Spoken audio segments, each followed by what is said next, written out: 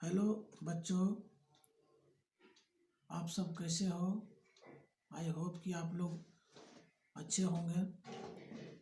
मैं सर्वेश अपने YouTube channel लालटूस education point में आप सभी छात्र और छात्राओं एवं सभी देखने वाले व्यूवर्स का हार्दिक दिल से स्वागत करता हूं। यह मेरा फर्स्ट ऑनलाइन टीचिंग प्लेटफॉर्म का वीडियो है, जिसे मैं यूट्यूब के जरिए आप लोगों तक पहुंचाना चाहता हूं। मैंने बीटेक तक की शिक्षा पिलानी से ग्रहण किया है और इस YouTube चैनल पर मैं आपको मैथमेटिक्स और फिजिक्स की बेसिक लेवल से लेकर हाई लेवल तक day by day, topic by topic, एक एक वीडियो के जरिए मैं आप लोगों तक पहुंचाने की हर संभव कोशिश करूंगा। इसमें जितने भी स्टेट बोर्ड या CBSE बोर्ड या ICSE बोर्ड के जितने भी छात्र और छात्राएं होंगे, खास करके जो इंग्लिश मीडियम वाले जो छात्र हैं, वो इससे जितना से ज़्यादा से ज़्यादा लाभान्वित होने का चाहेंगे वो हो सकते हैं। तो आज मैं सबसे पहले इस वीडियो के माध्यम से मैथमेटिक्स का एक one of the best chapter है इन्वर्स ट्रिगोनोमेट्रिक फंक्शन, जिसे मैं आज इस वीडियो के जरिए डील करूंगा। तो इस चैप्टर का नाम है इन्वर्स ट्रिगोनोमेट्रिक फंक्शन, या इसी चैप्टर को इन्वर्स सर्कुलर फंक्शन के भी नाम से जाना जाता है। चूँकि यह चैप्टर ट्रिगोनोमेट्री से जुड़ा हुआ है, ट्रिगोनोमेट्रिक से मेल जोल खाता है, या इसका बेसिक फंडा ट्रिगोनोमेट्री से जुड़ा हुआ है, इसीलिए इस चैप्टर का नाम इन्वर्स ट्रिगोनोमेट्रिक फंक्शन या ITF के नाम से जाना जाता है। चूँकि सभी ट्रिगोनोमेट्रिक फंक्शन एक सर्कुलर फंक्शन की तरह बिहेव करता है, इसीलिए इसे इन्वर्स सर्कुलर फंक्शन भी कहा जाता है। इस चैप्टर में हम लोग इन्वर्स सर्कुलर फंक्शन के डेफिनेशन के बारे में चर्चा करेंगे, इसके रेंज और डोमेन के बारे में चर्चा करेंगे, इसके प्रिंसिपल वैल्यू का चर्चा करेंगे, और इन्वर्स सर्कुलर फंक्शन का जो प्रॉपर्टीज होता है उसके बारे में वन बाय वन डिटेल में चर्चा करेंगे। और इन्वर्स सर्कुलर फंक्शन का जो ग्राफ का बिहेवियर कैसा होता है या उसका कैसा नेचर होता है, उसके बारे में भी हम आपको इसी YouTube चैनल पर मैं बताने वाला हूँ। और सबसे अंत में इन्वर्स सर्कुलर फंक्शन का प्रॉपर्टीज वगैरह सारा कुछ पढ़ने के बाद सबसे अंत में मैं इस चैप्टर का एक्सरसाइज, चाहे वो सब्जेक्टिव और ऑब्जेक्टिव दोनों ही करूँगा। तो सबसे पहले मैं इस इन्वर्स ट्रिगोनोमेट्रिक फंक्शन को परिभाषित कर रहा हूँ, डिफाइंड कर रहा हूँ। तो इस हिसाब से अगर कोई फंक्शन y बराबर f(x) 1/(on)(2) फंक्शन में डिफाइंड है, तभी इस फंक्शन का इन्वर्स फंक्शन हमें हासिल हो सकता है।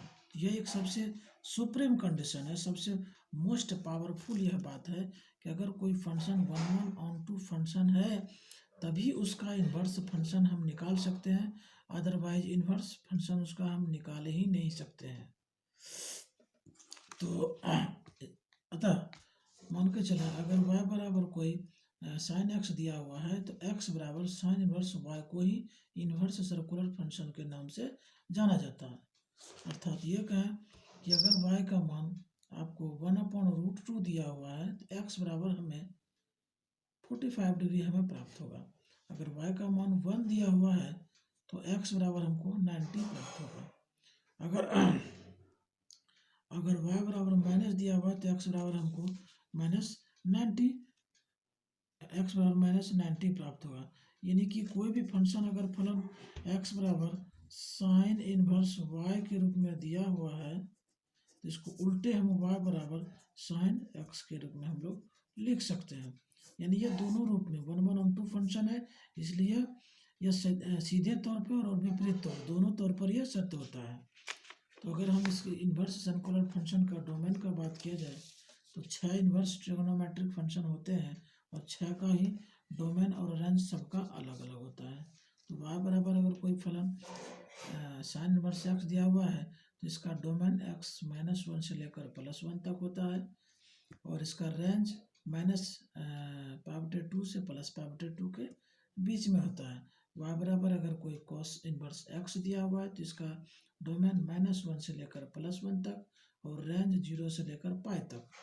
y बराबर अगर tan इनवर्स x कोई फंक्शन दिया हुआ है तो इसका domain x belongs to R यानी सभी रियल नंबर इसमें शामिल होगा और रेंज इसका सभी रियल होगा, परंतु उसमें से जो π/2 का जो ऑड मल्टीपल है वो सभी को छोड़ करके।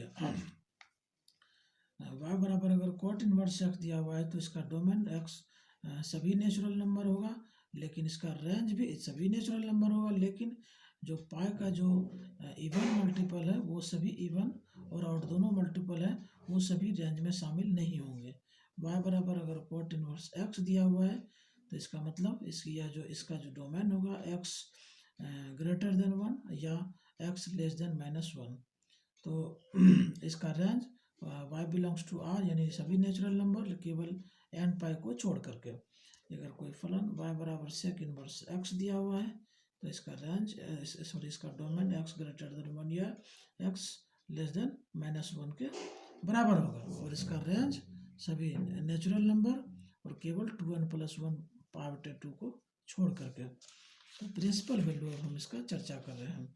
तो इसका प्रिंसिपल वैल्यू का चर्चा हम दूसरे वीडियो में करेंगे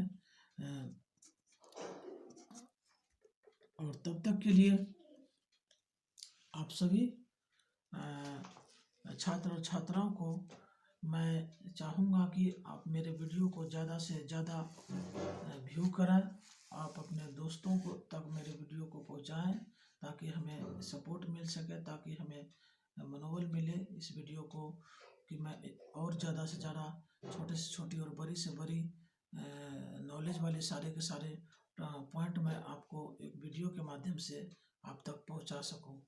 तब तक के लिए आप लोग हंसते रहिए, मुस्कुराते रहिए और अपने परिवार का ख्याल रखें। धन्यवाद।